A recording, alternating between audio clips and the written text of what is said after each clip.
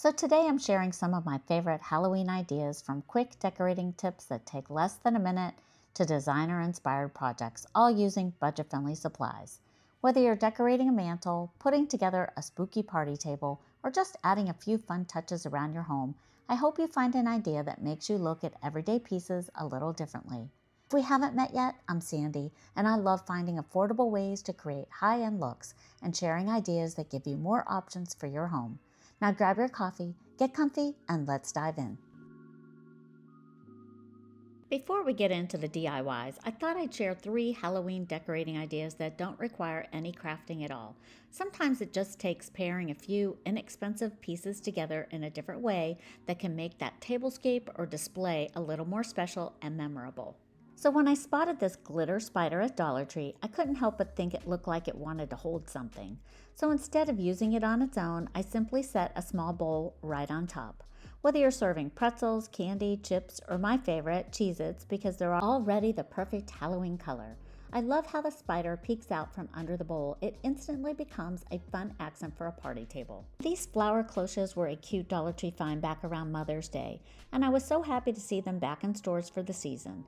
This time I wanted to give it a Halloween twist. I simply attached 3 of Dollar Tree's eyeballs that came in a pack of 15 with a little space tape. Place the cloche back over the top, and that's it. And because you've used the space tape, you can use the cloche for other things by just removing the eyeballs. And I think they add a little spooky touch to a display or a table. Then I picked up the skull candy dispenser. I planned on giving it a complete makeover, but once I got home, I realized the Dollar Tree LED tea light fits perfectly where the candy should go. You could also leave the bottom off. I also like how it looks on top of one of Dollar Tree's black pillar candle holders, which gives it a little extra height. Sometimes all a piece really needs is a new purpose instead of a makeover. And if skulls aren't your thing, Dollar Tree also has pumpkins and ghosts. That would work just as well. And now that we covered the 3 quick tips, let's get busy crafting. So this next idea was inspired by one of my favorite Halloween pieces from Pottery Barn, but this gorgeous skeleton bowl will set you back $199. So of course my first stop was Dollar Tree, and I know everyone is upset with them right now, but trust me, the pieces I'm picking up in this video are the cheapest around. In fact, the bowl that's going to be perfect for this DIY is $1.25, and the skeleton that's going to work is $1.50. So we are still at a great price, and this dupe is totally worth it. Now, anytime I'm painting plastic, I always reach for the Zinsser primer first. I really think it helps the paint adhere better and gives you that finish that lasts. Plus, one can goes pretty far and will carry you through many projects, so it's worth the price. So at first I actually took the skeleton apart because I thought it would be easier to paint. But in the end I put them back together. So unless you really want easier access to a few spots, I probably would just leave him assembled. Now the Pottery Barn version is aluminum, but I actually wanted mine to read more like aged pewter.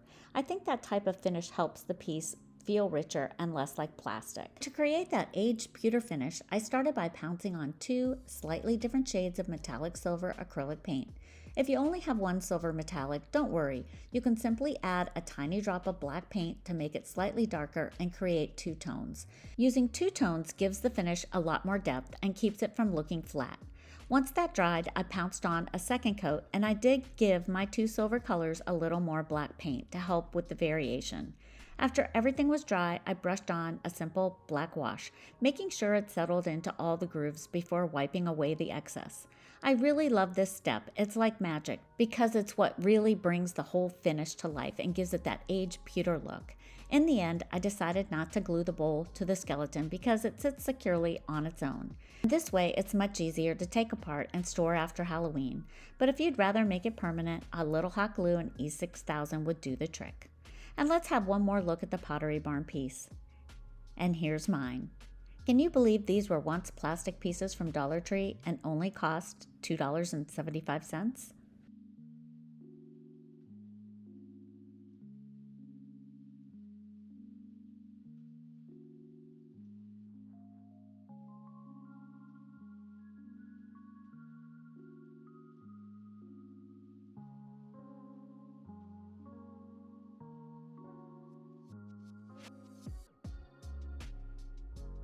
next project was inspired by these adorable ghost candles from Anthropologie.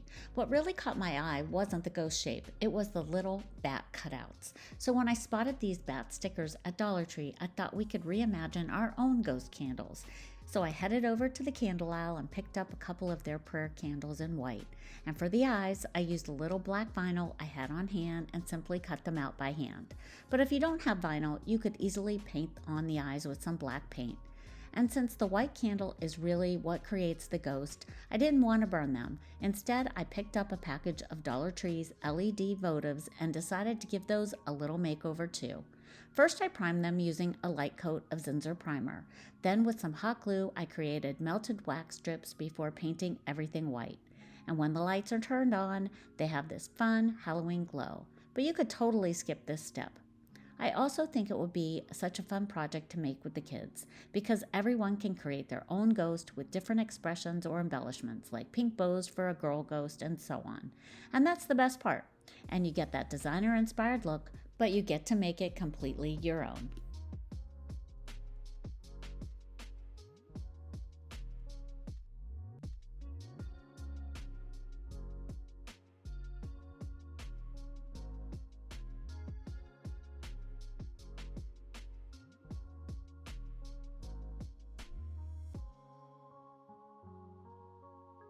Next DIY was inspired by Dollar Tree's new color-changing eyeball tea lights. Have you seen them yet? As soon as I saw them, I started wondering what I could create with them. Then I found a roll of gauze in the health and beauty aisle, and everything just clicked. Those eyes were going to make the perfect mummy. When I got home, I dug around in my stash, and for the body, I found these 2 small pieces of wood from Dollar Tree. They stood up nicely, but you could always make this project much bigger and lean it against something. The first thing I wanted to do was tea stain the gauze, just to give it an old, creepy look. While that was drying, I glued the 2 pieces of wood together using hot glue and then painted the entire piece black. Once everything dried, I decided where I was going to place the eyes, and I attached them with some space tape, making sure not to cover the switch. That way you can easily remove them anytime you want to turn the lights on or off. Then I simply wrapped the gauze around the wood, securing the beginning and the end with a little hot glue. I think these are so much fun and would look great sitting on a shelf or tucked into a centerpiece. And just like the ghost candles, it's another kid-friendly project.